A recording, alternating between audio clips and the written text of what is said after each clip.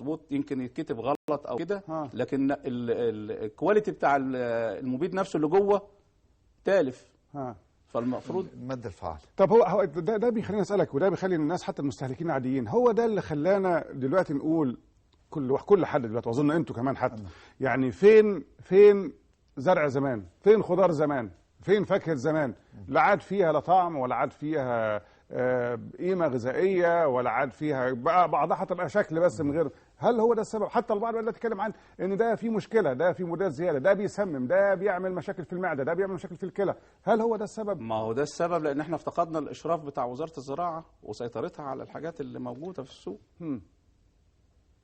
محلات الاسمده مفيش رقابه، والبذور مفيش رقابه عليها، مفيش رقابه كافيه خلينا نسميها، عشان طبعا هو في رقابه، بس غير كافيه، غير فعاله بالظبط.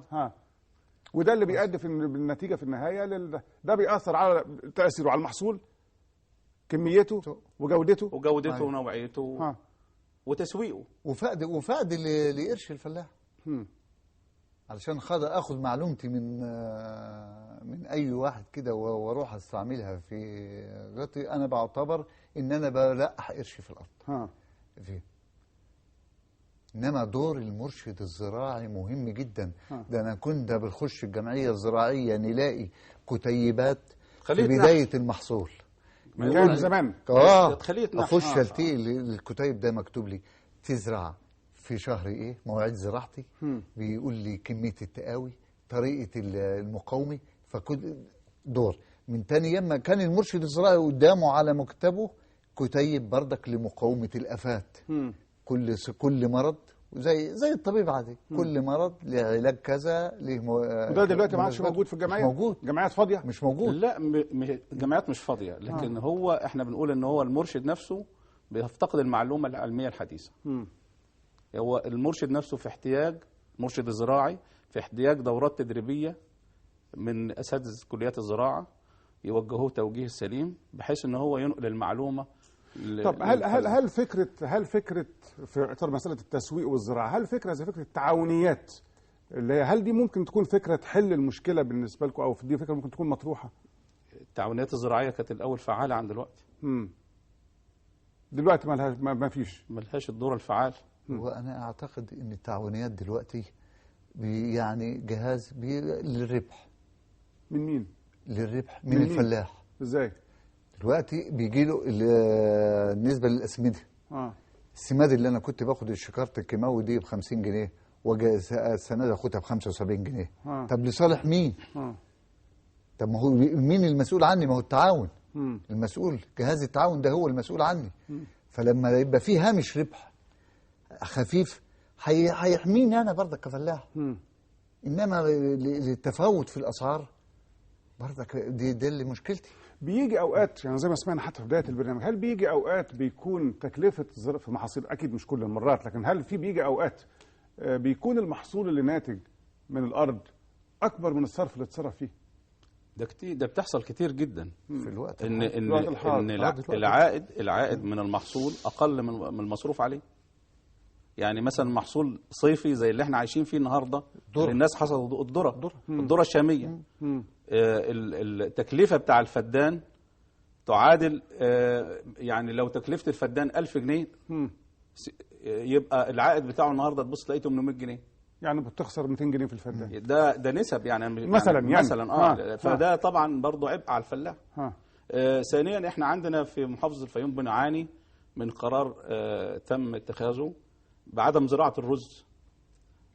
زراعه الرز ده كان محصول رئيسي للفلاح الفيومي، كان بيدخل ربح كبير جدا، لكن صدر قرار بعدم زراعه الرز، علما ان محافظه الفيوم كان ليها 15,000 فدان بتزرع سنويا رز كمقررات بقالها. طب وتقال لكم ليه انتوا ما فيش زراعه رز السنه دي؟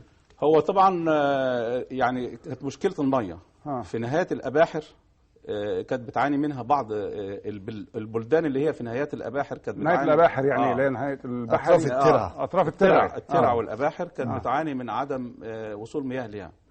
فكان في معتقدهم ان محصول الرز عشان بياخد ميه اكتر، بيستهلك ميه كتير، ان هو ده السبب الرئيسي. لكن للاسف السنه دي احنا ما زرعناش رز، وما زالت الناس بتعاني من نفس المشكله. فده ثبت ان مش هو ده المبرر. ثانيا ان يعني انا بتكلم بالنسبه لمحافظه الفيوم، فيها 4 نوعيات من التربه، درجه اولى وثانيه وثالثه ورابعه. ففي بعض الاراضي اللي هي ثالثه ورابعه دي ما تصلحش في الصيف الا في زراعه الرز.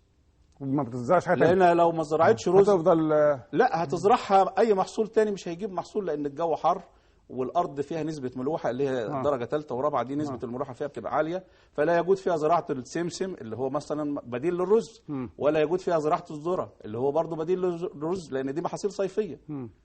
لكن زراعه الرز كانت بتجيب محصول، لان انت بتغسل الارض من الملوحه، كانت بتجيب محصول كويس يوازي العائد والمصارف عليه، وبتعمل جوده للارض في المحصول اللي بيجي التالي.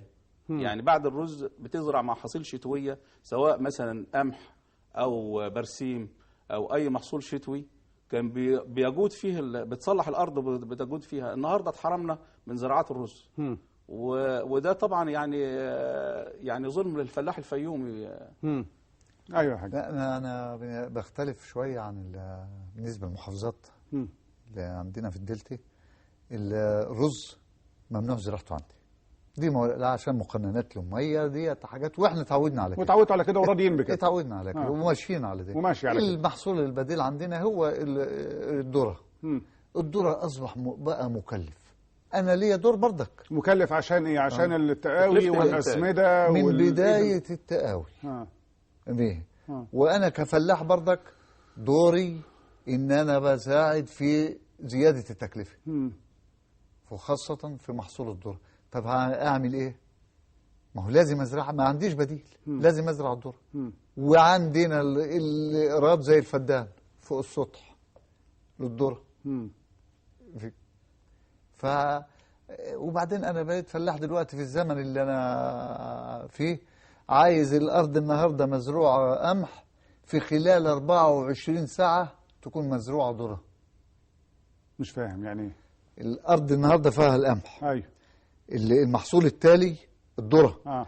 احنا في فلاحين في 24 ساعه بكون مزروعه ذره. اضم القمح واحرث الارض وانزل له ميه واحط تقاوي الذره في 24 ساعه. في 24 ساعه. طب ليه؟ لو هو عايز يوضح لسيادتك ان انا في الربح ما عادش فيه مساحه تخليك تتنفس. ما فيش يعني انت لازم تلحق. رغم ان انا بضر نفسي. انت بتضر الارض كده، بضر نفسي، ما بتديش فرصه الارض تتنفس. فرصه الارض فقدت الجوده بتاعتها فيه. وفي نفس الوقت ممكن برضك بضر جاري. يعني احنا كنا الاول كانوا احنا هتزرع يا فلان يا عم فلان الصبح، هتزرع في اليوم الفلاني، نتجمع بعضنا ونزرعه في يوم واحد ونسقي في يوم واحد.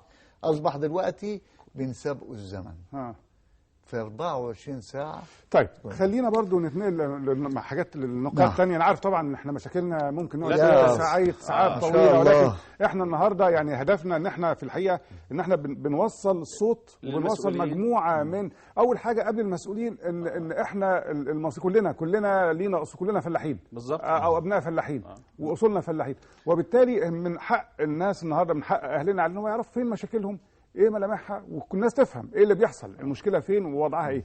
فاحنا النهارده بنفتح ملف هنكمل فيه باذن الله مع كل المشكلات الاخرى. ولكن ده خلينا نقف مع نقطتين تانيين، اللي هي النقطه الخاصه بالقمح والميه. نقف عند القمح الاول. ايه مشكله احنا ليه غير قادرين على، انا هسال بكل مره بنسال المسؤولين، مشكله القمح. مصر كانت سله الغذاء للامبراطوريه الرومانيه، مصر كانت بتصدر القمح، سؤالي هنا من اصحاب الشأن، من الناس اللي بيشتغلوا في الحكايه،